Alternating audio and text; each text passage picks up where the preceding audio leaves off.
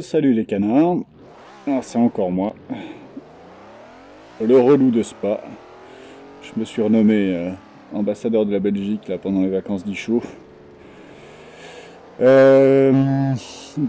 ce coup-ci en Ferrari 330 P4 et puis on va essayer de le commenter pour que vous ayez un autre bruit de fond que celui du vent dans mes naseaux.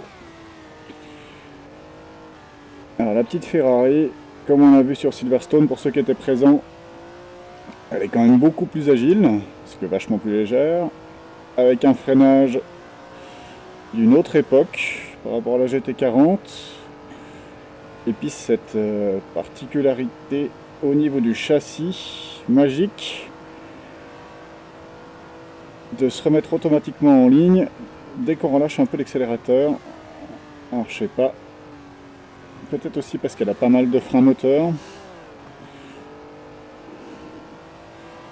Mais en tout cas, c'est vachement agréable. Quand on compare à cette putain d'enclume qu'est la Ford. Donc elle est un tout petit peu moins, on va dire, à son avantage au niveau moteur.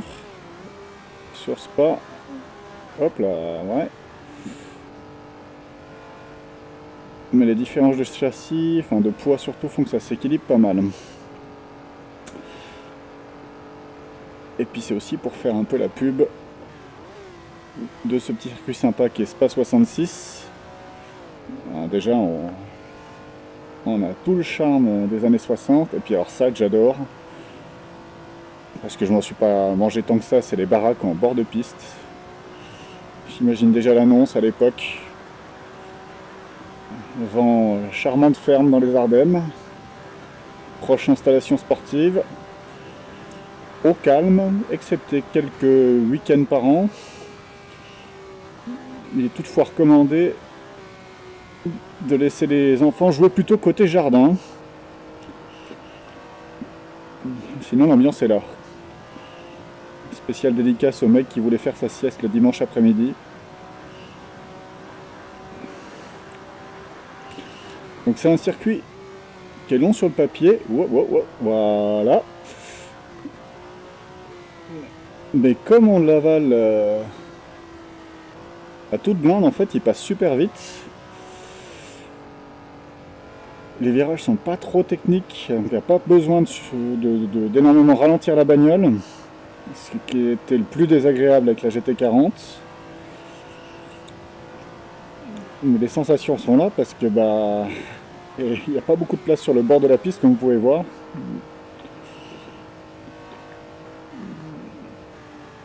Donc du coup on voit les poteaux défiler de près.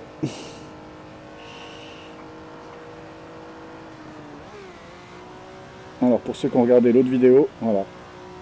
Ce que je disais, hein, j'ai juste relâché un peu l'accélérateur alors que j'arrivais trop vite et j'ai pu tourner sans trop de problèmes.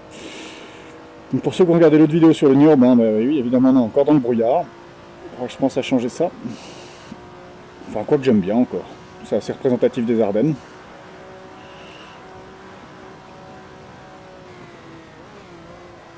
Olé, voilà. Et puis, pour ceux qui s'inquiétaient de savoir si... Ah, sa mère, voilà. Dommage. Je n'étais pas concentré. De savoir si il n'y avait pas trop de bugs en cas de sortie de piste ou autre. Non, il y a des murs souvent bien placés qui font que, aux points cruciaux, même si on se loupe, on reste quand même dans la course. Alors donc, la source, si je ne m'abuse, les stands très bien protégés comme vous pouvez le constater.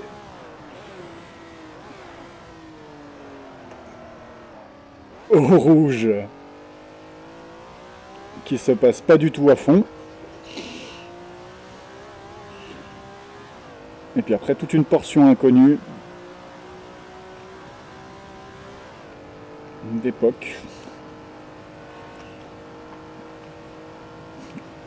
qui s'avale pied au plancher. En fait c'est ce que j'aime bien sur ce circuit aussi, c'est que on a quand même souvent le pied soudé et il y a juste quelques freinages stratégique, léger,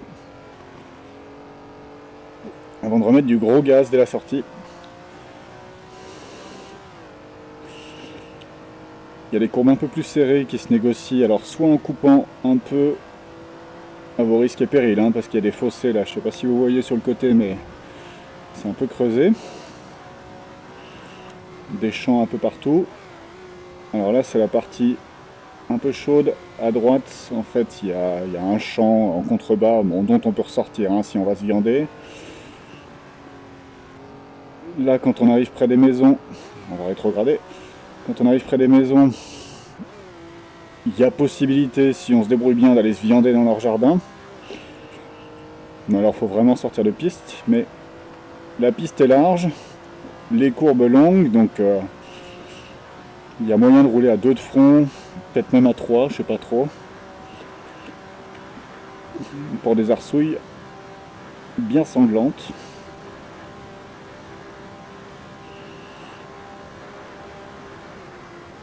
Alors, faut savoir que, pour une raison que j'ai pas très bien identifié, en fait, la Ferrari, elle plafonne vraiment en vitesse de pointe à 285. Et du coup, c'est pour ça que je recommandais en fait de brider la GT40 en lui mettant la boîte au minimum pour que ce soit plus ou moins équitable. Peut-être qu'il faudrait envisager de lui laisser 10 km/h de marge en pointe pour faire la différence dans les lignes droites. Parce que les virages passent quand même indéniablement moins vite en Ford, mais la différence se ressent moins.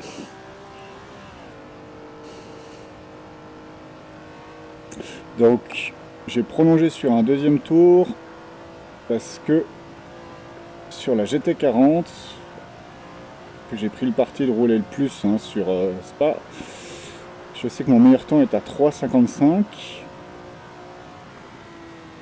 Ah, voilà.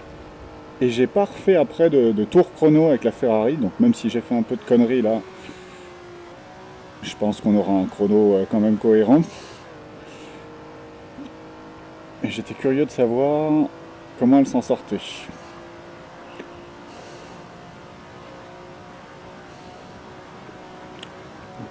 Petit roadster sympa, hein. C'est appréciable en VR. Alors, là j'ai fait le con la dernière fois, c'est peut-être le moment de freiner. Vous voyez, elle pardonne quand même pas mal de conneries, hein, parce que là j'étais vraiment mal barré dans ce virage. Voilà, on va accueillir 2-3 pissenlits.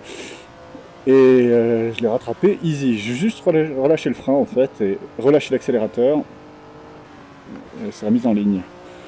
Celui-là, je pense qu'il passe à fond si on se démerde bien. On va voir ce qu'en dit Ace.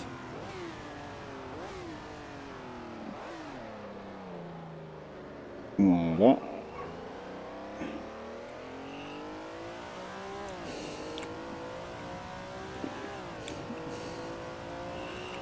Donc pour ceux qui se posent la question, on ne peut pas passer comme un connard par les stands parce que la limitation se met en route.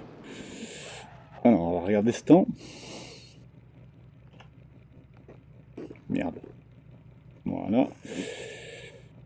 Eh ben 3,57. Donc ouais, si on considère que j'ai perdu 2 secondes dans la source au début du tour, je pense qu'on n'y est pas loin. Ça a l'air assez équilibré sur le papier.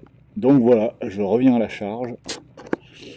Pour ceux qui ont apprécié mardi dernier, la prochaine fois qu'on fait un duel de vieilles dames, je propose Spa 66. Je maintiens. Allez, à plus!